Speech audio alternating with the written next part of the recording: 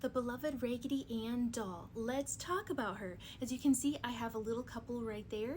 I actually have two books, The Raggedy Ann and Raggedy Andy, like all the stories. Growing up, I think I had a Raggedy Ann and Andy tea set. I don't know what happened to it. And let's see what else. I had some, like, I'm pretty sure they're like a paper placemat, you know, for the table to like put your dishes on. That had maybe like some type of a taffy recipe and instructions on it. I don't know what I did with those. I'm pretty sure I had a Raggedy Ann and Andy pillowcase, maybe even a blanket. I know I thought about dressing up as Raggedy Ann for a costume day some time ago. And I had a whole collection.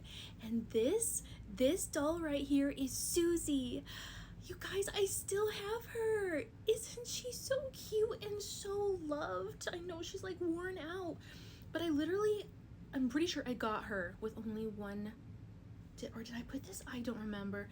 Okay, so there were some thrift stores in this area of Lincoln that we always went to. We always called one the light thrift store or thrift shop, and then the dark thrift store, because one had dark windows, one had light windows. And I remember there was a bin in the back, and I don't remember when exactly I started my love for Raggedy Ann dolls, but my mom had some from growing up, and I believe they were like taller than me at some point. Like, we're talking about like 4 foot, 3 foot dolls. Like, they were giants, you know, back in the day. And so somehow something about that, and like whenever we would go to places like garage sales and thrift stores and just out and about, I was always seeing these. And then I don't know when it just happened. Like, I just thought that, oh my gosh, this is me. Like, I love Raggedy Ann dolls. I'm going to start collecting them. So I think like whatever day it was, we were going to go to the thrift store, you know, to get stuff. Like, we always got stuff used, you know, because we were just really poor growing up, and that's okay. We did the best that we could. But I remember digging through the stuffed animals bin, and I found her.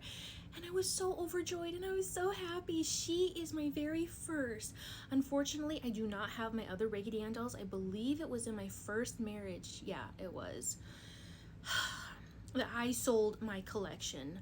I mean, part of me is like, I still wish I had them, but at the same time, it's like I really don't have room for them anymore. But I was like, I'm never selling her, so let me show you some photos.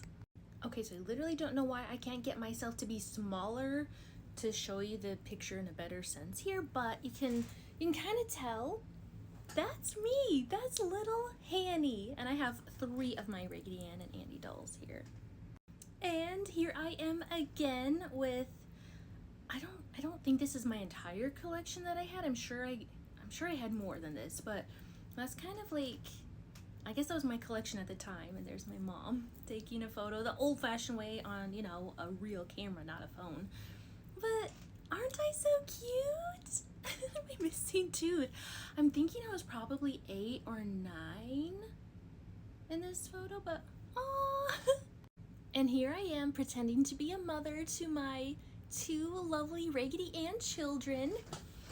I remember like being a doctor, being a nurse, being a mama. Like, I think I took her with me like everywhere I went for the longest time. Like, my mom was going to her like her checkup appointments, you know, when she was pregnant with all of us, and I was learning how to like pretend to be a midwife or something to like And something else that I wanted to touch on was how I just cannot understand how you all think that she's like possessed, and she's got, I don't know, like she's got all these evil spirits and she does horrible things. And is she really Annabelle? Like, she's the original or something? Like, I just saw something pop up on social media about someone buying a house with Annabelle in it, and she's a, you know, demon possessed doll. And I'm like, don't do that. Don't do that to my beloved Raggedy Ann doll. Dolls are not possessed. But then at the same time, I'm like, well, for the unbeliever, for someone who isn't a Christian, who isn't born again in Jesus Christ, there is a spiritual world out there for like, I feel like those that don't have Jesus, you know, dwelling, living within them, that maybe things can be possessed, and there is all this witchcraft and all this like really demonic, scary stuff. And even for someone who is a born again believer in Jesus like myself, there is still spiritual warfare. So I'm not completely clear on like, I just know as a Christian you can't be affected by stuff in ways that a non-Christian could be, but like Satan is still at work, and anyway. So I just wanted to say I love Raggedy Ann so much, and I'm just sad that people are making her all possessed. But anyway, cheers to Raggedy Ann.